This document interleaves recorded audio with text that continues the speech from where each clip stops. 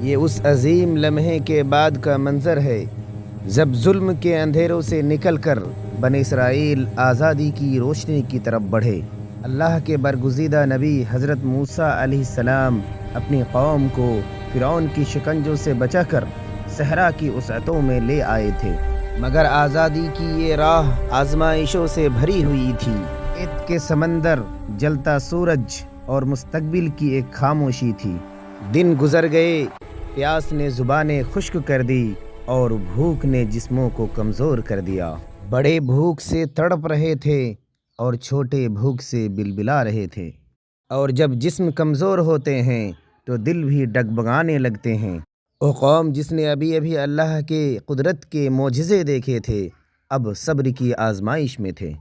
قوم نے کہا کہ اے موسیٰ، ہم بھوک سے مر رہے ہیں، کیا اسی دن کے لیے ہمیں آزادی دلائی تھی؟ ایسے لمحے میں اللہ کے نبی ناراض نہیں ہوئے، شکایت نہیں کی، بلکہ اللہ کی بارگاہ میں جھک گئے۔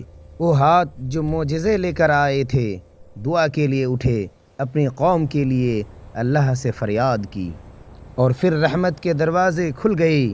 آسمان نے زمین پر نعمت انڈیل دی۔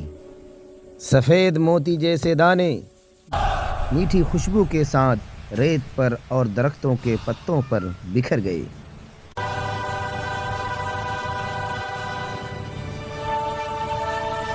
یہ آسمان کی روزی تھی، یہ آسمان سے اتارا گیا تھا، یہ تھا منّا۔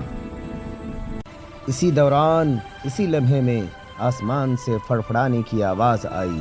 پرندوں کے جھنڈ در جھنڈ آنے لگے، نہ وہ بھاگے نہ ڈرے، جیسے کہ وہ جانتے ہوں کہ یہ اللہ کے مہمان ہیں۔ یہ تھا سلویٰ، آسمان کا رزق، آسان رزق۔ بنی اسرائیل ان پرندوں کو آسانی کے ساتھ پکڑ لیتے تھے، جتنا چاہتے تھے، اور ان کو اپنے کھانے میں استعمال کرتے تھے۔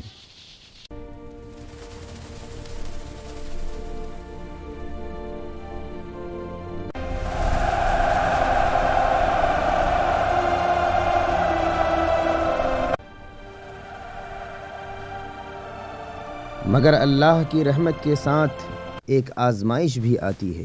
حکم دیا گیا کہ صرف آج کا رزق لو، آج کی فکر کرو، کل کے لیے جمع مت کرو، کیونکہ ایمان یہی ہے کہ انسان اپنے آئندہ کل کو اللہ پر چھوڑ دے، آج کی فکر کرے، کل کو اللہ کے سپرد کر دے۔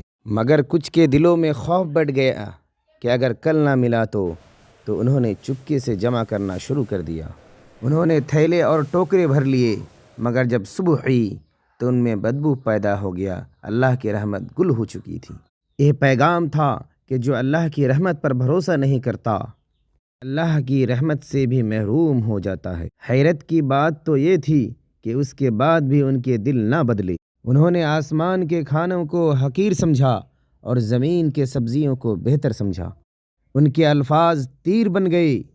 انہوں نے کہا کہ ہمیں اور چاہیے، ہمیں مختلف چاہیے، ہمیں سبزیاں چاہیے، ہمیں دال چاہیے، ہمیں پیاز چاہیے، ہمیں لہسن چاہیے۔